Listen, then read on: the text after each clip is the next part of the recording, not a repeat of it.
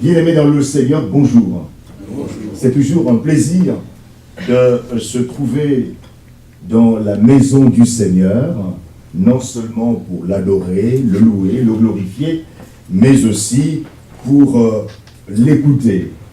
L'écouter, nous interpeller. Parce que ce Seigneur a toujours des choses à nous dire.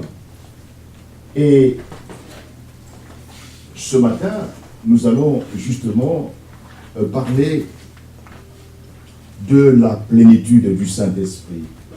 Connaissez-vous la plénitude du Saint-Esprit dans votre vie? Nous allons introduire à ce sujet que nous développerons en long et en large tout au long, n'est-ce pas, des dimanches qui vont suivre. Donc la question à laquelle chacun de nous va répondre tout au long de ces différents dimanches: est-ce que vous connaissez, est-ce que je connais la plénitude du Saint-Esprit dans ma vie? Grâce à l'action du Saint-Esprit, le chrétien peut connaître chaque jour une vie abondante.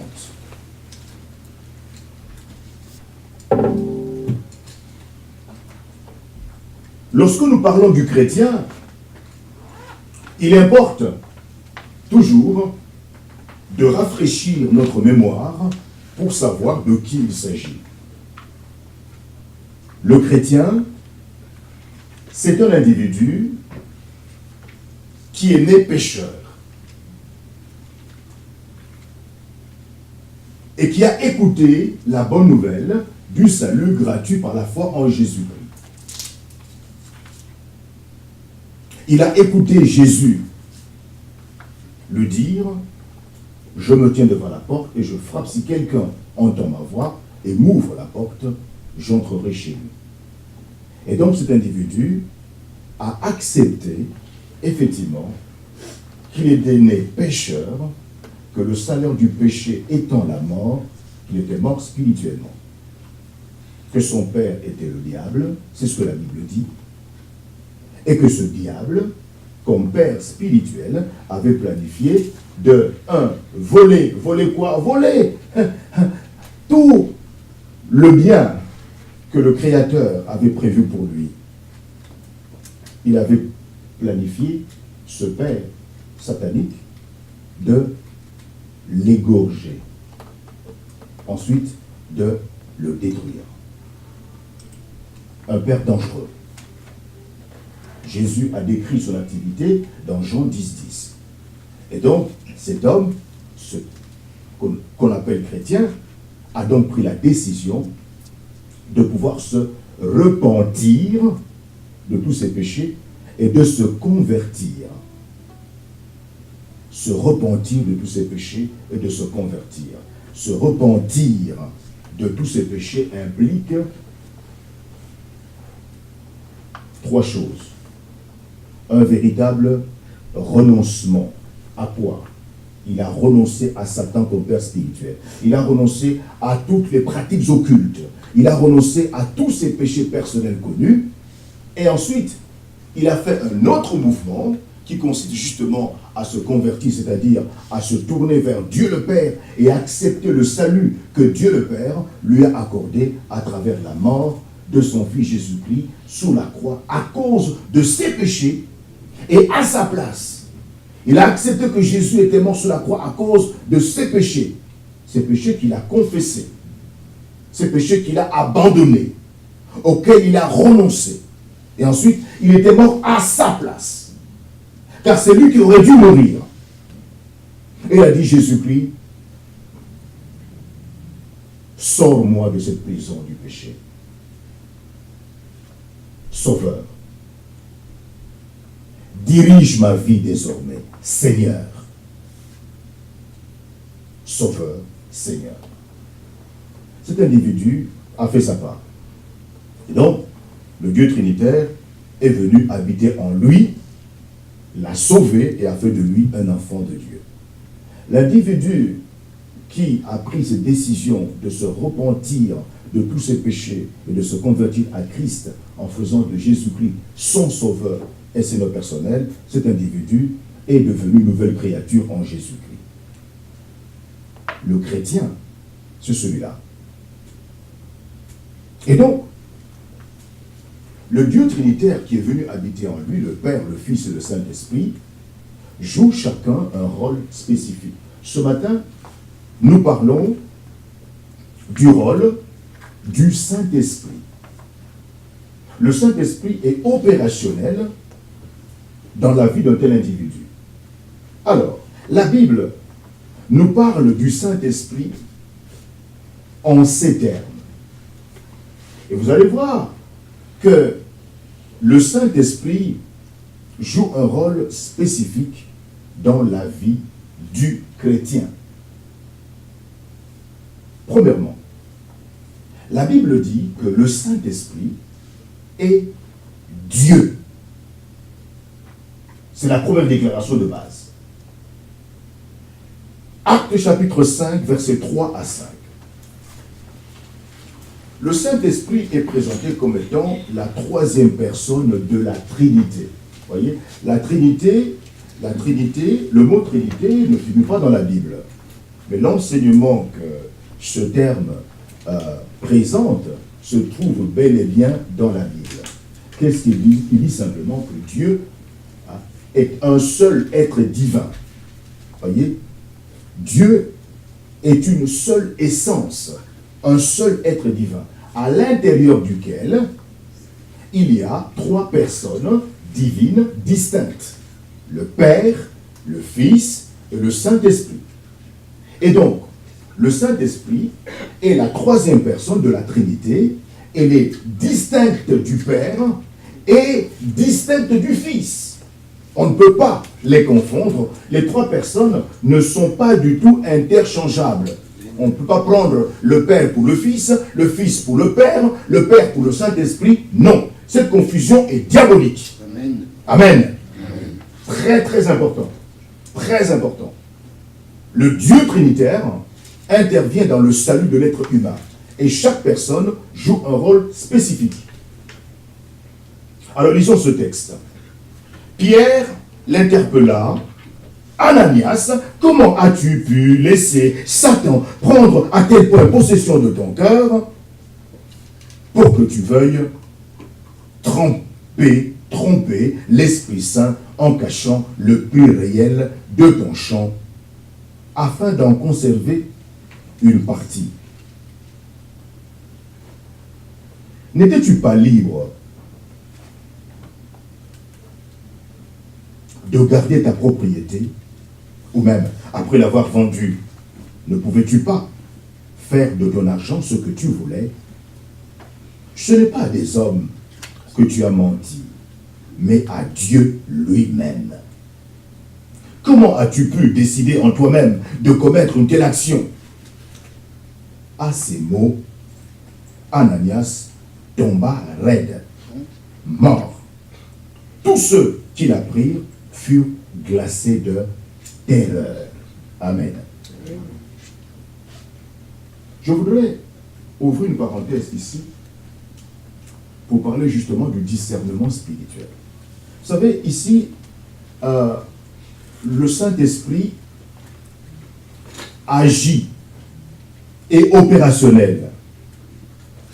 Et quand il agit, il se manifeste ici, effectivement, à travers le discernement qu'exerce Pierre. Pierre n'est pas dupe de la tromperie d'Ananias et de Saphira. Guidé par le Saint-Esprit, il discerne leur hypocrisie. Pierre était dirigé par le Saint-Esprit. On voit bien que lorsque le Saint-Esprit dirige, il peut ouvrir les yeux pour voir ce qui est caché. Et c'est ce qui se passe ici. Ananias, s'attendant sûrement à recevoir des accolades pour son don, doit être stupéfait par les paroles de Pierre. Contrairement au geste rempli de l'esprit de Barnabas, parce que Barnabas, auparavant, lui aussi, avait vendu, n'est-ce pas, sa propriété et avait pris l'argent de la vente et l'avait apporté aux pieds des apôtres pour que cet argent soit distribué aux frères et sœurs, n'est-ce pas, nécessiteux de l'église de Jérusalem à l'époque. Contrairement à l'acte que Barnabas avait posé auparavant, l'acte posé par Ananias est d'inspiration diabolique. Pierre le dit, Ananias, pourquoi Satan a-t-il rempli ton cœur au point que tu montes au Saint-Esprit et que tu aies retenu une partie du prix du champ? Retenir une partie du prix du champ n'était pas un péché. Mentir au Saint-Esprit, par contre, est un péché. Et la tragédie, évidemment, c'est que c'est complètement inutile de mentir au Saint-Esprit parce que le Saint-Esprit voit tout. Et si le champ n'avait pas été vendu, lui rappelle Pierre, ne te restait-il pas? Et après qu'il a été vendu, le prix n'était-il pas à ta disposition? Ananias n'était pas obligé de vendre son champ, ni de donner le montant global de la vente aux apôtres. Non, pas du tout. La question suivante de Pierre est une sévère réprimande à l'endroit d'Ananias. Comment as-tu pu mettre en ton cœur un pareil dessein?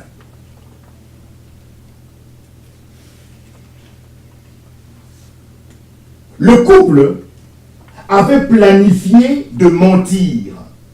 Le couple a vendu sa propriété, disons, par exemple, à 1 million. 1 million. Et le couple s'est dit, nous avons vendu notre propriété à 1 million, mais nous allons apporter, comment 1 000 euros. Voilà, disons 1 000 euros. Nous avons vendu la propriété à 1 million d'euros, mais nous allons apporter 1 000 euros à l'église. Et nous allons dire à l'église que notre propriété a coûté 1 000 euros. C'est ça le problème. C'est ça le problème. Ils étaient libres de vendre leur propriété à 1 million d'euros, d'accord? Et puis de venir tranquillement à l'église et de dire, voilà, notre don, 1 000 euros. Et se limiter là, pas de problème. Mais dire que nous avons vendu notre propriété à 1 000 euros, et voici les 1 000 euros, ça c'est un mensonge. Amen. Amen. C'est un mensonge. Il semble petit.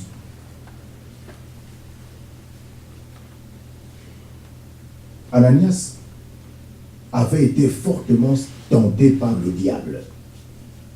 Au verset 3. Mais Ananias est néanmoins responsable d'avoir péché. Très important. Ananias avait la liberté de faire ce qu'il voulait de son champ et il a choisi la tromperie. Son péché découle de son hypocrisie égoïste. Mes amis, sachez que la Bible, parole de Dieu, n'attribue nulle part la responsabilité du péché d'un chrétien au diable. Jamais. Amen. Amen. Jamais. Jamais. Et dans ce passage, Pierre enseigne 2 vérités capitales au sujet du Saint-Esprit. Premièrement, Pierre affirme que le Saint-Esprit est une personne, non une influence ou une force impersonnelle, puisqu'on peut lui mentir. Deuxièmement, le verset 3. Dans ce verset 3, Pierre dit qu'Ananias a menti au Saint-Esprit, tandis que dans le verset 4, il dit qu'il a menti à Dieu. Ce qui est une claire affirmation de la divinité du Saint-Esprit. Le Saint-Esprit est Dieu. Mes amis, nous sommes en train de parler justement de l'action du Saint-Esprit grâce à laquelle le chrétien peut connaître chaque jour une vie abondante. Si le Saint-Esprit est opérationnel dans une vie, eh bien, ce chrétien que dirige le Saint-Esprit connaîtra une vie abondante. Si le Saint-Esprit n'est pas opérationnel, ne dirige pas l'individu, il n'y aura pas de vie abondante. Et ici, nous trouvons justement que le fait que le Saint-Esprit soit Dieu, eh bien, il agit. Puisque le Saint-Esprit est Dieu, cela signifie que l'homme ne doit pas lui donner des ordres. Amen. Amen. Amen. Le Saint-Esprit est Dieu. Dieu mérite l'adoration de sa créature. Dieu n'est pas un garçon de course à qui on donne des ordres. Maintenant, Saint-Esprit, vas-y. Comme un garçon de course, il y a un problème là. Le Saint-Esprit est Dieu. L'homme doit obéir à Dieu. L'homme ne doit pas donner des ordres à Dieu. Et bien, pour avoir donné des ordres au Saint-Esprit, le Saint-Esprit n'avait pas obéi. Il n'avait pas réagi. Quel est le résultat? Le résultat, c'est que, puisque le Saint-Esprit n'est pas un garçon de course, eh bien, assez facilement, on va maintenant chercher le contact, ou plutôt l'apport de celui qui réagit au coup sur coup. Et il s'appelle le diable. Amen. Amen. Et oui, le diable. C'est pourquoi on voit beaucoup de gens, voyez, dans les églises, qui veulent absolument voir, n'est-ce pas, des miracles partout, eh bien, recourir à des véritables contrats avec le diable. Le diable, lui, opère des miracles 24 heures sur 24.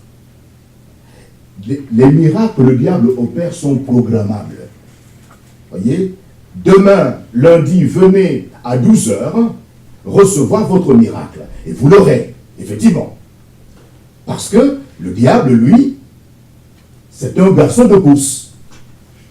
Mais, le jour où il réclamera le règlement de la facture, eh bien, tu ne pourras pas la régler. C'est la raison pour laquelle il prendra ton âme. Il te démolira. Amen. Amen. Eh oui, eh oui, eh oui. Et la fin, n'est-ce pas, d'un tel individu sera toujours tragique. Tous ceux qui commercent avec le diable ont toujours une fin tragique.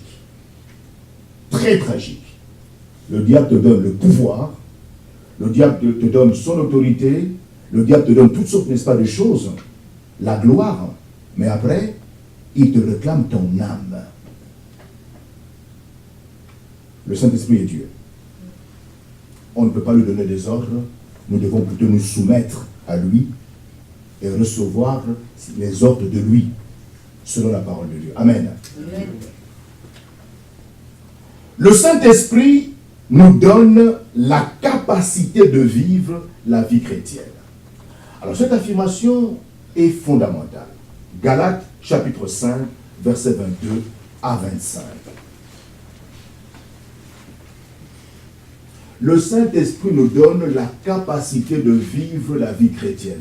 Autrement dit, si le Saint-Esprit n'agit pas en moi, eh bien, je ne pourrai pas vivre la vie chrétienne. La vie chrétienne vient du ciel. Amen. Amen. La vie chrétienne, c'est le comportement des enfants de Dieu au ciel, des habitants du ciel, des citoyens du ciel. Nous sommes sur cette terre. Alors si tu penses vivre la vie chrétienne par ta propre force, tu te trompes. Tu vas échouer. Tu seras déçu. Tu seras désabusé. Et puis, parce que tu seras désabusé, tu seras déçu, tu voudras avoir cherché d'autres solutions. Non, mes amis. La vie chrétienne, c'est la vie du ciel. Tu ne peux la vivre que grâce à l'action du Saint-Esprit en toi. Si le Saint-Esprit n'agit pas en toi, si le Saint-Esprit ne contrôle pas ta vie, tu ne peux pas vivre la vie chrétienne. Tu vas pleurnicher tout le temps. Tu seras un bagarreur. Tu vas taper ta femme, tu vas taper ton épouse, tu vas taper tes enfants. Tu seras un homme violent. Tout en venant à l'église, mais tu es violent. Tout en venant à l'église, tu es un tricheur. Tout en venant à l'église, tu es un débauché. Tout en venant à l'église, tu es méchant. Eh oui, ça fait 20 ans qu'il va à l'église. Ah, il est méchant. Méchant, un méchant homme. Elle est méchante. Elle a un sale caractère. On ne comprend pas, mais qu'est-ce qui se passe? Et puis ça fait 50 ans. Ça fait quand même un certain nombre d'années qu'il va à l'église. Mais qu'est-ce qui ne va pas? Il y a un problème. Le problème, c'est que le Saint-Esprit ne dirige pas cet individu. Et s'il ne te dirige pas, peu importe le nombre d'années que tu as fait dans l'église locale de Jésus-Christ, eh bien malheureusement, tu seras un charnel. Charnel, nous en parlerons. Et peut-être même que tu es encore cadavre spirituel. Possible. Possible. Alors lisons ce passage, Galates 5, 22, 25. Car l'Esprit de Dieu produit bien autre chose.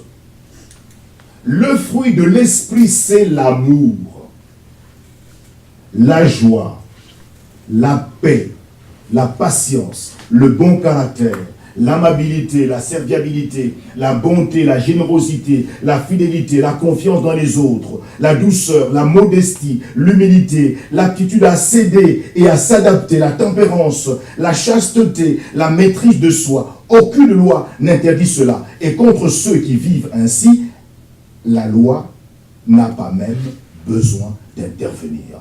C'est la version parole vivante que j'ai lue.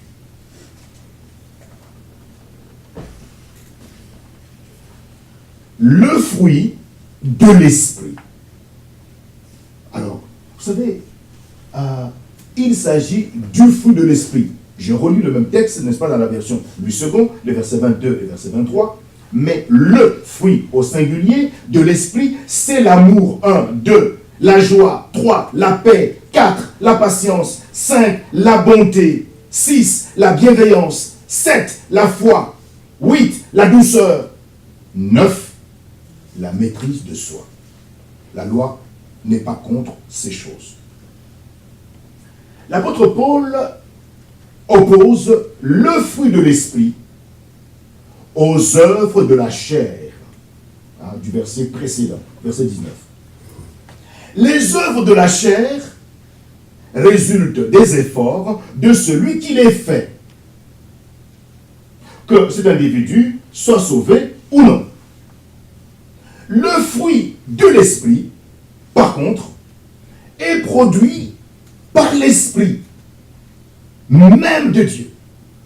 Et seulement dans la vie de ceux qui lui appartiennent par la foi en Jésus-Christ.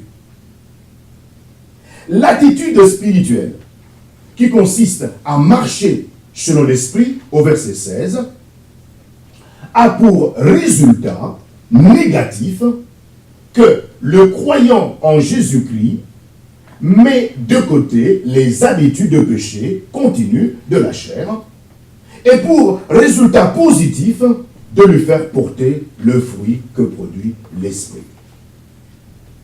Alors, le premier contraste, la première opposition entre les œuvres de la chair, si vous lisez le verset 19, les œuvres de la chair, alors, frère Kevin, lis-nous le verset 19 s'il te plaît, qui nous présente les œuvres de la chair, pour rafraîchir un peu notre mémoire. Galates 5, verset 19.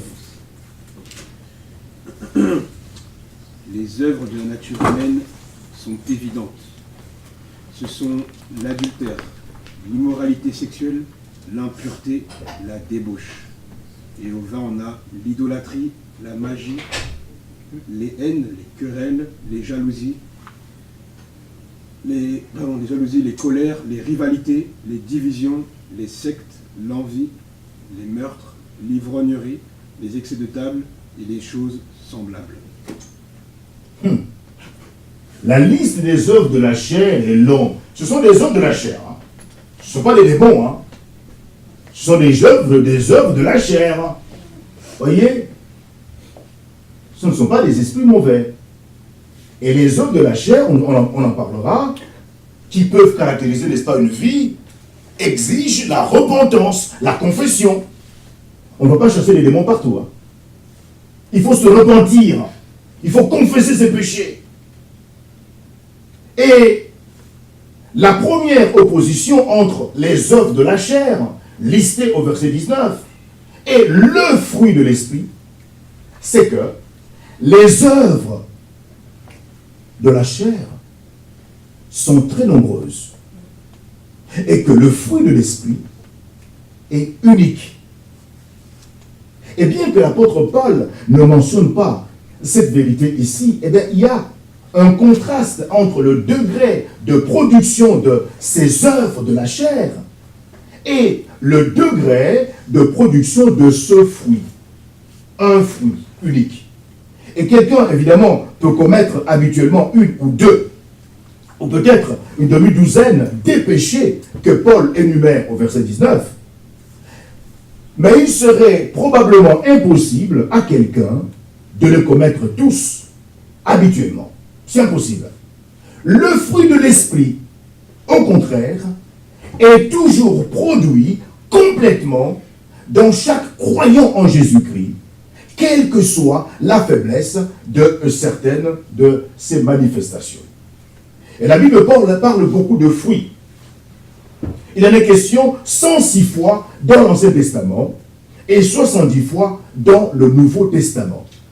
Et même sous l'alliance de la loi, dans l'Ancien Testament, un croyant de l'Ancien Testament ne produisait de bons fruits que par la puissance de Dieu et non pas par sa propre force. Non, c'est Dieu qui doit intervenir dans le croyant de l'Ancien Testament pour qu'il produise du fruit.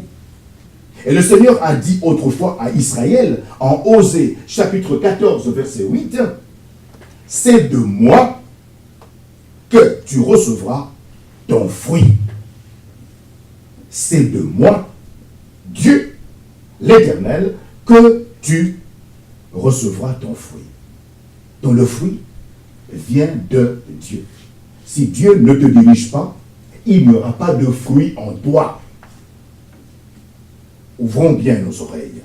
Dans le Nouveau Testament, des choses telles que la louange du Seigneur. Hébreux 13, verset 15. Le gain d'âme pour Christ, c'est-à-dire le fait de gagner des âmes à Jésus-Christ.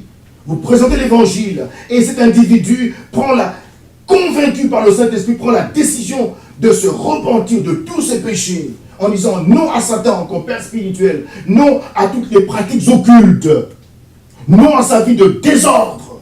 Et oui à Jésus-Christ comme étant celui qui était mort sur la croix à cause de ses fautes, qu'il a confessé, qu'il a abandonné. Et à sa place, il dit Jésus, je t'offre ma vie aujourd'hui. Sois ma lumière, sois mon sauveur, sois mon seul. Oui, le fait de gagner des âmes ainsi à Jésus-Christ et les œuvres bonnes en général, Colossiens chapitre 1 verset 10, eh bien, ces choses sont présentées comme fruits spirituels produits dans le croyant.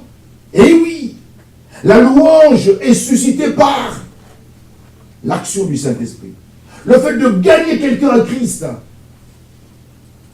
est suscité par l'action du Saint-Esprit. Parce que lorsque quelqu'un prend la décision de renoncer à Satan comme père spirituel, à toutes les pratiques occultes, à sa vie de désordre, il dit Jésus, je te livre ma vie, c'est un combat spirituel. C'est une libération spirituelle. Mais ce fruit action, la louange, le fait de gagner une âme à Jésus-Christ, le fait de poser des bonnes actions, de faire des bonnes actions, eh bien, ce fruit action est le résultat du fruit attitude. Et c'est de ce fruit attitude que Paul parle dans Galates chapitre 5, versets 22 à 23. Fruit attitude, fruit comportement. Et si ces attitudes caractérisent la vie d'un croyant en Jésus-Christ, eh bien, le fruit de bonnes œuvres va suivre inévitablement. Amen. L'esprit produit toujours du fruit dans la vie d'un croyant en Christ. Mais le Seigneur Jésus-Christ désire beaucoup de fruits dans son disciple. Jean, chapitre 15, verset 8. Tout comme celui qui n'est pas racheté et ne possède qu'une nature déchue, manifeste inévitablement cette nature dans les œuvres de la chair. Au verset 19, Galates 5, verset 19. Le mort spirituel, c'est normal qu'il puisse manifester toutes ces œuvres, n'est-ce pas, de la chair du verset 19. Ainsi, le croyant en Christ, qui possède une nouvelle nature, va inévitablement la manifester cette nouvelle nature par le fruit de l'esprit. Mais il est toujours possible pour le croyant en Christ de manifester plus ce fruit et d'emporter plus, évidemment, si ce croyant en Christ est ouvert à l'esprit. L'ouverture à l'esprit va produire le fruit. Alors, vous comprenez que celui qui n'est pas ouvert à l'esprit ne produira pas de fruit. Il sera charnel. Et il sera un problème. Lorsque vous le regardez, vous dites, mais il est embêtant, quoi. Il ne progresse pas. Il n'avance pas. Voyez-vous? Et il constitue un blocage de l'œuvre du Seigneur, de l'avancement de l'œuvre du Seigneur. C'est un charnel. Celui qui est ouvert à l'esprit, bien évidemment, permettra à l'esprit de produire le fruit en lui. La façon dont l'esprit produit du fruit, évidemment, peut être comparée à un homme qui est sur une échelle dans un jardin, n'est-ce pas, des orangers, par exemple, hein, et laisse tomber dans un panier tenu par un aide les fruits qu'il cueille. Et quelle que soit la quantité de fruits que le cueilleur, voyez, perché dans l'arbre, prenne, eh bien, ces oranges, effectivement, hein, qui vont tomber en cascade, l'aide qui est en bas de l'échelle ne recevra ces oranges que dans la mesure où, évidemment, il se tient avec son panier à la bonne place dans l'échelle. Seules les oranges qui se trouveront dans la direction, n'est-ce pas, du panier, se retrouveront dans le panier. Et les autres oranges, même si elles sont nombreuses, eh bien les oranges se retrouveront en dehors du panier. Mes amis, le fruit de l'esprit est la manifestation extérieure de la conversion. Amen. Amen. Lorsque nous parlons de la conversion, je le répète, il s'agit de la repentance de tous ses péchés et de la conversion à Christ. Il s'agit de ce moment critique où l'individu a pris conscience qu'il était perdu. J'insiste là-dessus. Parce que si cela n'a jamais été dans votre vie, eh bien malheureusement, il y a de quoi se poser la question. La prise de conscience de votre état de perdition. Que vous ne pouvez rien faire. Parce que vous êtes mort. Un cadavre, un vrai cadavre spirituel. Mais que Jésus-Christ était effectivement mort sous la croix à cause de vos fautes et à votre place. Alors, vous avez choisi de dire non à Satan, non à ses œuvres, toutes ses œuvres démoniaques, non à votre vie de désordre, et oui à Jésus-Christ comme étant celui qui a souffert sur la croix de Golgotha à cause de vos péchés que vous avez reconnus et que vous avez décidé d'abandonner. Et vous avez dit Jésus-Christ, à partir de maintenant, tu es ma lumière, tu es mon Seigneur. Je regarderai ce monde avec tes yeux, avec ta parole. Amen. Amen. La vraie question, évidemment, c'est toujours de se poser, mais qui suis-je réellement? Qui suis-je réellement? Ai-je réellement pris ces décisions? Suis-je réellement un enfant de Dieu? Suis-je réellement chrétien? Eh bien, le fruit de l'esprit est la manifestation extérieure de la conversion. La conversion est invisible, mais le fruit de l'esprit, lui, est visible. Amen. Amen. L'appartenance d'un croyant à la famille de Dieu le Père ou au royaume de Dieu le Père, selon le verset 21, est démontrée par le fruit que l'esprit produit dans sa vie. Jésus a dit en Matthieu 7, 16 à 18, vous les reconnaîtrez à leurs fruits. Cueille-t-on des raisins sur des épines ou des figues sur des chardons? Tout bon arbre porte de bons fruits, mais le mauvais arbre porte de mauvais fruits. Un bon arbre ne peut porter de mauvais fruits ou un mauvais arbre porter de bons fruits.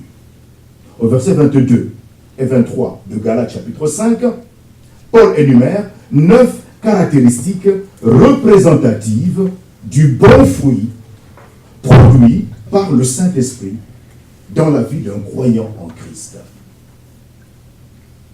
Évidemment, on a souvent catégorisé ces 9 vertus, mais la plupart, effectivement, des catégorisations semblent artificielles et hors de propos. Qu'on puisse ou non les catégoriser de façon satisfaisante, il est important de se rappeler qu'il s'agit là de caractéristiques multiples d'un seul fruit et qu'elles sont donc inextricablement liées entre elles. On ne peut pas les produire ni les manifester indépendamment les unes des autres. On ne peut pas les fabriquer. C'est impossible. De façon assez paradoxale, ces 9 manifestations du fruit de l'esprit sont toutes les 9 exigées des croyants en Jésus-Christ dans le Nouveau Testament. Et de plus, Jésus est l'exemple suprême de chacune de ces caractéristiques et le Saint-Esprit en est la source. Alors, puisque le Nouveau Testament exige que toutes ces 9 caractéristiques de l'esprit apparaissent dans le croyant en Jésus-Christ, cela devrait nous interpeller. La première caractéristique, c'est l'amour. Encore une fois, le fruit de l'esprit apparaît dans la vie du croyant en Jésus-Christ si le Saint-Esprit le dirige. Amen. Amen. Si le Saint-Esprit ne te dirige pas, ce fruit n'apparaîtra pas. Amen. Amen. Alors maintenant, s'il te dirige, nous verrons les autres dimanches comment être dirigé justement par le Saint-Esprit pour que ce fruit, n'est-ce pas, apparaisse. La première manifestation du fruit de l'Esprit, c'est l'amour. Alors, la première caractéristique du fruit de l'Esprit, c'est l'amour. La vertu suprême de la vie chrétienne. 1 Corinthiens 13, 13. Certains commentateurs de la Bible soutiennent que dans ce contexte, amour est synonyme de fruit. Et que l'amour inclut donc toutes les caractéristiques qui suivent. C'est-à-dire les 8 autres caractéristiques. Quoi qu'il en soit, l'amour occupe clairement une place dominante. Et l'apôtre Paul, comme il vient, n'est-ce pas, de le déclarer, toute la loi est accomplie dans une seule parole, celle-ci: tu aimeras ton prochain comme toi-même. Effectivement, par ces déclarations, nous voyons que toute la loi se trouve concentrée dans cet acte précis de l'amour. Tu aimeras ton prochain comme toi-même. Galates chapitre 5, verset 14 et Romains 13, 10. L'amour dont il est question ici, agapé, est la forme d'amour qui reflète un choix personnel, pas seulement de bons sentiments, mais une sollicitude spontanée et agissante. Dieu prouve son amour envers nous en ce que, lorsque nous étions encore des pécheurs, Christ est mort pour nous. Romains 5, 8. Dieu prouve son amour envers nous. Nous étions encore des cadavres spirituels. Son Fils est mort pour nous, pour les cadavres spirituels. De la même façon, le sacrifice le plus grand qu'on puisse choisir de faire par amour, c'est de donner sa vie pour ses amis. Jean 15, 13. L'apôtre Jean exprime ces deux vérités conjointement ou ensemble dans sa première lettre, dans 1 Jean 3, 16, en disant ceci: nous avons connu l'amour en ce qu'il a donné sa vie pour nous. Nous aussi, nous devons donner notre vie pour nos frères. Mais l'amour est mis à l'épreuve longtemps avant d'en arriver à ce suprême sacrifice. Jean dit ensuite, dans 1 Jean 3, 17, si quelqu'un possède les biens du monde et que, voyant son frère dans le besoin, il lui ferme ses entrailles, comment l'amour de Dieu demeure-t-il en lui? Celui qui pense qu'il aime assez ses frères en la foi pour se sacrifier pour eux, mais qui ne les aide pas dans les besoins bien moins extrêmes, se trompe lui-même. Tu ne peux pas dire, moi, frère, sœur, je suis prêt à mourir pour toi. Ah bon, mourir seulement?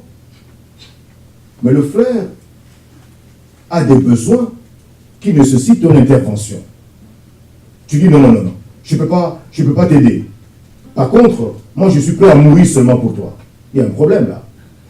Pourquoi tu veux seulement mourir alors qu'il faut intervenir maintenant pour aider le frère en lui donnant 10 euros, ou 20 euros, ou 50 euros, ou 100 euros? Et tu peux le faire. Tu refuses, mais tu veux mourir pour lui. Il y a un problème là. Le véritable amour agapé est une marque certaine de la régénération. C'est la preuve que cet individu est né de nouveau, qu'il est ressuscité spirituellement. Jean dit, nous savons que nous sommes passés de la mort à la vie. Nous savons que nous sommes passés de la mort à la vie. Nous ne sommes plus des cadavres spirituels. Parce que nous aimons les frères. Donc l'amour des frères et sœurs en Christ, voyez, vouloir aider les frères et sœurs en Christ, vouloir les sortir de leur détresse, s'intéresser à eux, c'est une marque, n'est-ce pas, de la régénération. Et quiconque aime est né de Dieu et connaît Dieu. 1 Jean 3, verset 14 et 1 Jean 4, verset 7. De même, Jean rappelle clairement au travers de sa lettre que si quelqu'un manque habituellement d'amour envers les autres croyants en Jésus-Christ, c'est une bonne raison pour douter de son salut. 1 Jean, chapitre 2, versets 9 et 11. 1 Jean, chapitre 3, verset 15. 1 Jean, chapitre 4, versets 8 et 20. Cet amour, c'est un véritable thermomètre. Et s'il manque dans un cœur, attention, il y a de quoi se poser des questions. Indifférent. Voyez, que le frère tombe, que la sœur tombe, ça ne lui dit absolument rien. Superficiel. C'est comme un avion qui voltige tout le temps. Ce qui se passe, qui n'est pas tout autour, ne l'intéresse pas du tout. Il y a un problème. Il y a vraiment un problème. Parce qu'on verra d'ailleurs que le Saint-Esprit, quand il est venu dans le cœur du croyant, il a répandu l'amour de Dieu le Père agapé dans notre cœur. Amen. Amen. Et cet amour, nous devons le manifester maintenant. Il est déjà, nous avons chanté dans un des chants, nous avons dit,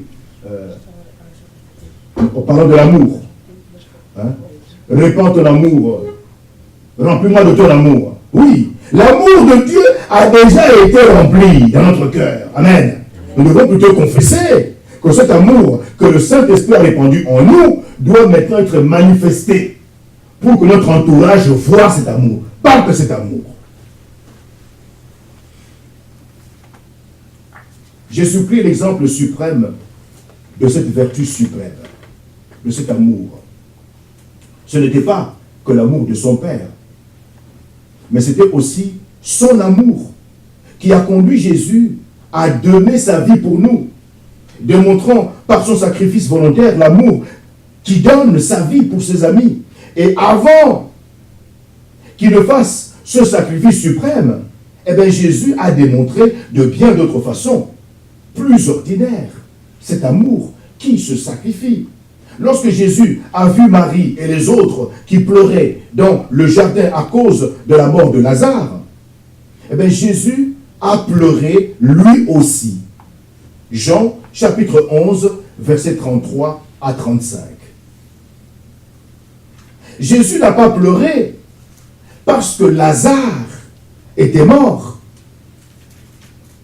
puisqu'il avait volontairement retardé son arrivée à Béthanie jusqu'à ce que son ami soit mort. Mais Jésus a pleuré afin de démontrer qu'il avait la puissance de le ressusciter. Et Jésus a pleuré à cause du grand tort, de la grande destruction et de la grande misère humaine causée par le péché, dont le salaire est toujours la mort. Romains 6, 23. Voilà pourquoi Jésus avait pleuré. Pour le croyant, l'amour n'est pas facultatif, mais plutôt obligatoire. Paul dit, marchez dans l'amour, à l'exemple de Jésus, qui nous a aimés et qui s'est livré lui-même à Dieu pour nous, comme une offrande et un sacrifice de bonne odeur. Éphésiens 5, 2. Pourtant, on ne peut obéir au commandement d'aimer sans l'aide du Saint-Esprit. Le Saint-Esprit qui est la source de cette manifestation du fruit spirituel et de toutes les autres. Paul explique aux croyants de Rome que l'amour de Dieu est répandu dans nos cœurs par le Saint-Esprit qui nous a été donné. Et c'est pour cet amour venant de l'Esprit qu'il rend grâce pour les croyants de Colosse chapitre 1 verset 8. La deuxième caractéristique ou la deuxième manifestation de ce fruit, c'est la joie. La deuxième manifestation de l'esprit, du fruit de l'esprit, c'est la joie. La joie est utilisée 70 fois dans le Nouveau Testament, toujours pour désigner un sentiment de bonheur qui repose sur des réalités spirituelles. La joie est ce sentiment profond de bien-être qui habite le cœur de quelqu'un qui sait que tout va bien entre lui et le Seigneur. Ce n'est pas le résultat de circonstances favorables, ni même un sentiment humain divinement stimulé. C'est le don de Dieu aux croyants. Et comme l'a exprimé Néhémie, en Néhémie 8 et 10, en disant « La joie de l'Éternel sera votre force. » La joie de l'Éternel, non pas de ce monde. Et la joie fait partie de la nature même de Dieu. C'est la joie de l'Éternel. La joie fait partie de la nature même de l'Esprit qu'il manifeste dans ses enfants. Et en parlant de nos sentiments envers le Seigneur Jésus-Christ, Pierre écrit, 1 Pierre 1,8, vous l'aimez sans l'avoir vu, sans avoir vu Jésus.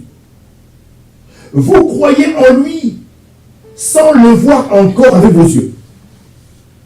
Vous réjouissant d'une joie merveilleuse et glorieuse. On voit bien que la foi en Jésus-Christ permet justement la manifestation de cette joie merveilleuse et glorieuse. La joie est pour le croyant l'inévitable débordement du fait d'avoir reçu Jésus-Christ comme sauveur et de savoir que ce dernier, Jésus-Christ, est toujours près de lui. Non seulement la joie ne découle pas de circonstances favorables dans lesquelles on se trouve, mais cette joie est parfois la plus intense dans les circonstances les plus douloureuses et les plus pénibles. Peu de temps avant son arrestation et sa crucifixion, Jésus a dit à ses disciples, en vérité, je vous le dis, vous pleurerez et vous vous lamenterez. Et le monde se réjouira. Vous serez dans la tristesse, mais votre tristesse se changera en joie. Jean 16, verset 20. Et pour illustrer cette vérité, Jésus a comparé la joie divine à ce que ressent une femme enceinte. Dans Jean, chapitre 16, verset 21-22. La femme, lorsqu'elle enfante, éprouve de la tristesse parce que son heure est venue. Mais lorsqu'elle a donné le jour à l'enfant, elle ne se souvient plus de la souffrance à cause de la joie qu'elle a de ce qu'un homme est né dans le monde. Vous donc aussi, vous êtes maintenant dans la tristesse. Mais je vous reverrai et votre cœur se réjouira et nul de vous ne vous ravira votre joie. La joie de Dieu est débordante. Elle est complète à tous égards. Rien d'humain ou de relié aux circonstances ne peut y ajouter ou en retirer quoi que ce soit. Mais elle ne se manifeste pleinement dans la vie d'un croyant en Jésus-Christ que si ce croyant en Jésus-Christ dépend du Seigneur Jésus-Christ et obéit au Seigneur Jésus-Christ.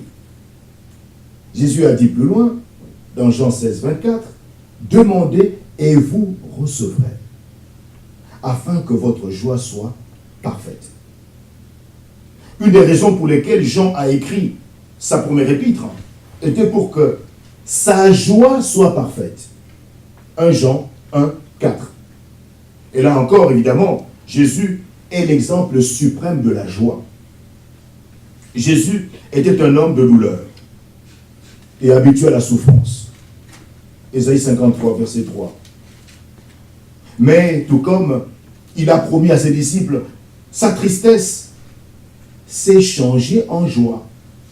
En échange de la joie qui lui était réservée, dit Hébreux 12, verset 2, Jésus a souffert la croix, méprisé l'ignominie, et s'est assis à la droite du trône de Dieu.